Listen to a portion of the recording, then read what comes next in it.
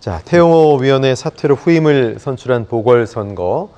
자, 오늘 3파전 끝에 김가람 전 청년 대변인이 승리 기쁨을 나눴습니다. 세 후보 중에서 가장 젊은 나이가 어린 후보였는데 어떻게 보셨어요, 변호사님? 아니, 김가람, 이중배, 이 천강정 예.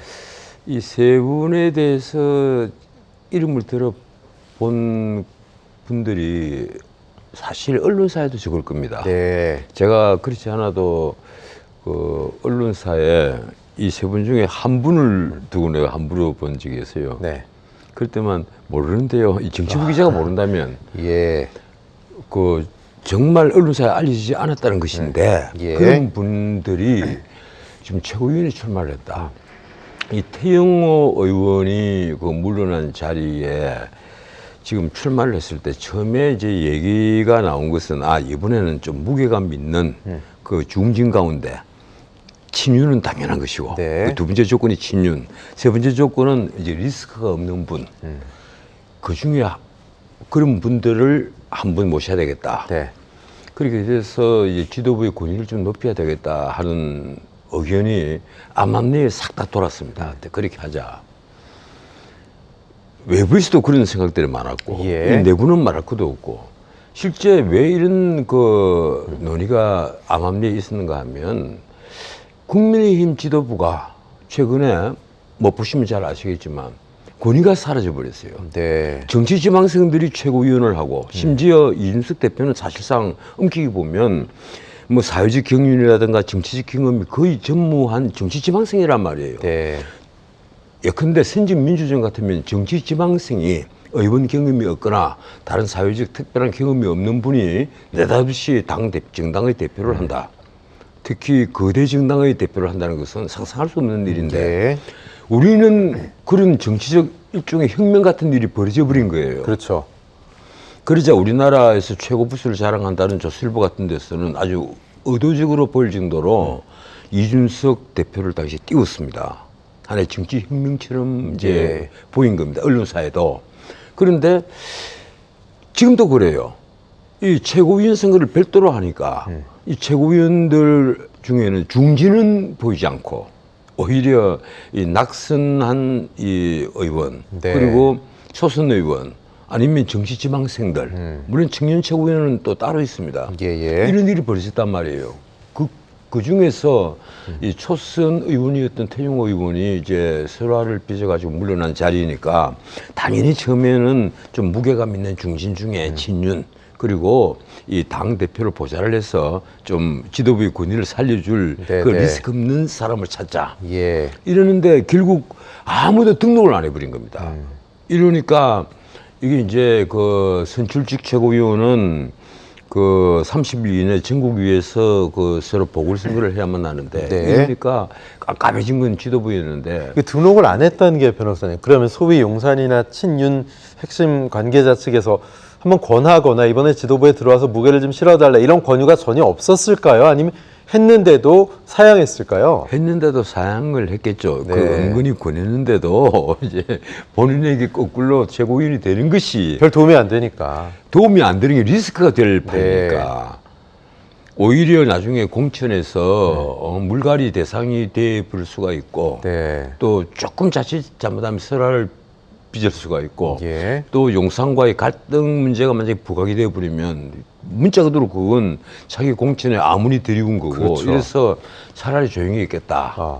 이게 3, 4선들은 그래서 나서질 않은 겁니다. 그리고 그렇군요. 외국 초선들, 낙선인들이 최고위를 장악을 하고 있으니까 그 자리에 내가 굳이 끼어서 함께 뭐 같이 경륜을 얘기할 정도는 아니다. 요즘 격이 안 맞는다 말하자면. 거꾸로 예. 최고위가 그렇게 권위를 그러네요. 잃어버린 거예요. 예. 이제 이러니까 이번에도 보면 김가람, 이중배, 천강정 아마 이 방송 듣는 시청자들께서도 거의 아마 처음 다 듣는 이름들일 겁니다. 저도 솔직히 세 분 다 몰랐습니다. 예, 네. 처음 나는 이중배 서울시 의원은 지난번에 이름을 내 들어본 적이 있어요. 예. 그 나머지 두 분은 정말 이름을 그 전혀 그 못 들은 그런 분들인데 어떻든 지금 이런 그 여당의 모습, 이 여당 지도부를 구성하는 방법은 바꾸긴 바꿔야 됩니다. 이대로 네. 같으면 이건 어떤 문제가 생기는가 하면 최고위 결정에 최고위원회 결정에 우선 권위가 없어져요. 네. 이 김기현 대표의 말에도 권위가 없을 뿐 아니라 최고위원회에서 어떤 결의를 하지 않습니까? 그 결의에 그 결정에 권위가 없어져 버린 거예요. 그럼 어떤 일이 벌어지겠습니까? 용산 대통령실에서 집권 여당을 직할 통치하려 하는 그런 마음을 가지게 만든단 말이에요. 네. 최고위의 권위가 없으니까 예. 우리가 직할 통치를 해야 되겠다. 이런 생각을 가지게 만들거든요. 그러니까 출장소 이런 예. 얘기가 또 나오겠죠. 그래서 정당 민주주의에도 아주 해로운 일이 되는 겁니다. 네. 그래서 정당의 지도부는 권위를 가져야 되는데 사실은 또 엄격히 말하면요. 이 정당 민주주의가 발전을 하면 당 대표, 사무총장, 대변인 이런 획일적인 구성은 없어져야 됩니다.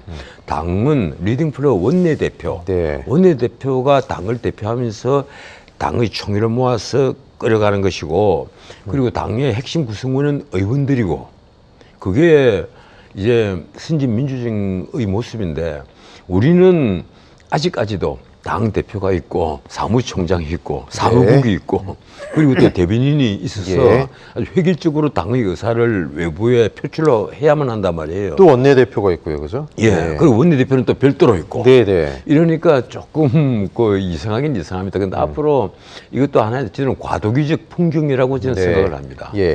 어쨌든 김신임 최고위원은 당선 소감으로 김기현호가 역사상 가장 훌륭한 지도부가 될 수 있게 최선 다하겠다. 뭐 이런 입장을 말했습니다. 어떤 최선을 다해야 될까요? 그래서 당의 최고위원이라 하면 문자 그대로 그 당의 최고 의견을 최종적으로 결정할 수 있는 이런 권한들이 굉장히 많아요. 예. 이 최고위에서 결의하는 게 굉장히 많습니다. 그 멤버란 말이에요. 네. 그 표결권을 갖고 있는 그 위원인데 사실은 당의 세율이 굉장히 높죠. 그런데 아직까지도 그 의원 경험이 전혀 없는 정치지망생이 지금 한번 보세요. 이번에 김가람 최고위원 그리고 앞에 그 이미 당선이 된 김병민 최고위원 또 예. 일종의 정치지망생입니다. 거기다가 지금 장예찬 이 청년 최고위원 또 정치지망생이고요. 말하자면 출마 경험도 없는 거예요, 이분은. 이러니까 이런 분들이 지금 최고위를 장악을 하고 있다. 네. 그러면 글쎄요. 저는 지금 걱정이 되는 게 이 경험이 일천하면 이 숙고를 해서 그 나오는 어떤 결론이 나오지 않는단 말이에요. 네. 물론 이제 김기현 대표가 있고 그리고 또 당에는 다른 어른들이 많이 포진을 하고 있으니까 예. 좀 어려운 부분은 다 메꿔줄 것입니다만은 그렇더라도 지켜보는 입장에서는 이래서 어떻게 하느냐. 네. 지금 솔직히 말했어요. 민주당이 온갖 리스크가 있지 않습니까? 사법 리스크 있죠. 거기다 뭐 다들 아시겠지만 돈 봉투 리스크 터졌죠. 거기다 이번에 김남국의 코인 리스크가 터지는데 예. 김남국 의원이 아무리 탈당을 했다 하더라도 그건 민주당의 리스크예요. 그런데도 그리고 이재명 그 대표가 저렇게 버티면서 당내에서 언제 쪼개질지 모른다 이런 말이 팽배하고 그렇죠. 민주당을 지켜보는 모든 사람들이 심지어 우리나라의 민주당을 오랫동안 지켜온 그런 분들조차도 다들 걱정 어린 눈으로 보고 있는데 그런데도 여론조사를 하면 지금 민주당보다도 국민의힘이 거의 모든 여론조사에서 지지도가 적게 나옵니다. 네. 왜 그렇겠어요? 그건 김기현 대표가 무능하다기보다는 국민의힘을 치고 나가는 어떤 동력이 부족하다는 겁니다. 집권 여당의 동력이 부족하다. 국정 장악력이 부족하다는 거예요. 뭔가 변화를 갈구하는 국민들에게 변화를 보여줄 만한 힘이 안 보인다는 겁니다. 이슈를 선점하지 못하고. 예, 그 힘이 공격도 어디서 부족하고. 나오겠어요? 예. 바로 당의 지도부인 최고위원회에서 나오는데 이런 식으로 최고위원을 뽑아가지고 정치지망생들이 당의 의사를 최종적으로 결정을 한다? 그러면 어느 국민들이 그 정당을 집권 네. 여당이라고 신뢰를 하겠습니까? 네.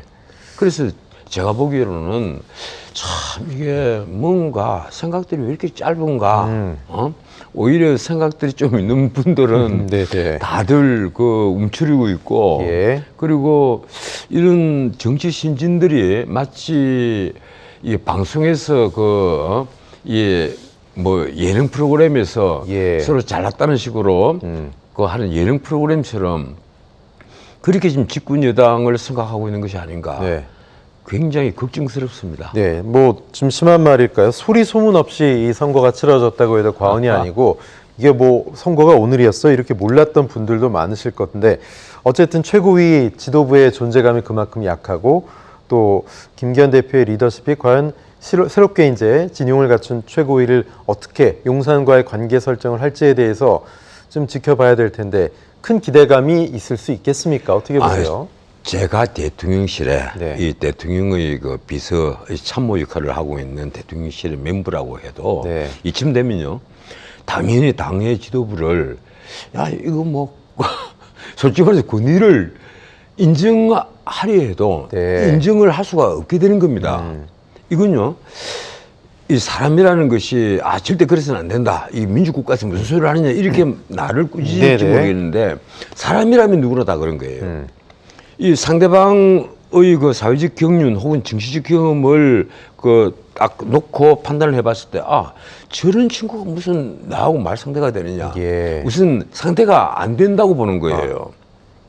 그래서 제가 보기로는 뭔가 민주당 뭔가 국민의힘에서 생각을 한참 잘못하고 있다.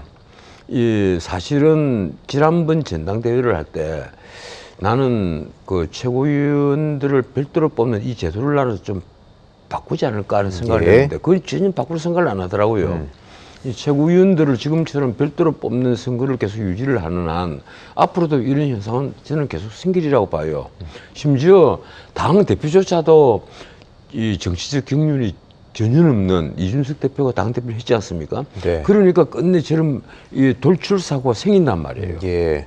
경륜이 많은 분 같았으면 절대 생기지 않을 일들이 벌어졌거든요. 내가 이준석 그 전 대표를 폄하하는 것이 아니라 실제 그것은 이준석 대표로서도 어찌할 수 없는 일들이 계속 생겼고 그때마다 이준석 대표는 일천한 경험을 드러낸 건 사실입니다. 예. 그렇기 때문에 문제가 터졌고 나중에는 결국 불미스럽게 그 퇴진을 하게 됐는데 제가 보기로는 그건요 이준석 대표의 정치적 미래를 위해서도 안 좋은 거였고 이 국민의힘의 어떤 지도부 권위는 그것도 완전히 무너져 버렸고 예. 지금도 마찬가지입니다. 김기현 대표가 당 대표가 되고 나서 2달 동안 어떤 컨벤션 효과가 있기보다는 뭡니까 뭐라고 할까요?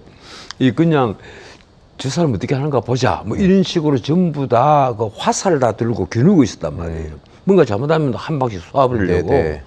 그래서 결과적으로 보면 김기현 대표가 당대표가 되고 나서 2달이 넘도록 그 당의 어떤 지도부가 가지고 있는 권위 같은 것은 전혀 보이지 않았거든요. 네. 이 저도 컨벤션 효과가 있고 하면 이 국민의힘에 대한 지지도도 이 정도 되면 민주당과 한 10%포인트가 차이가 나야 되는데 거꾸로 3, 4포인트가 떨어지는 여론조사가 많이 나온단 말이에요. 네. 그럼 보면 어떻게 보면 뭐 집권여당이 그렇다고 해서 아주 잘못하고 있는 게 없는데 그런 문제가 생기는 거예요.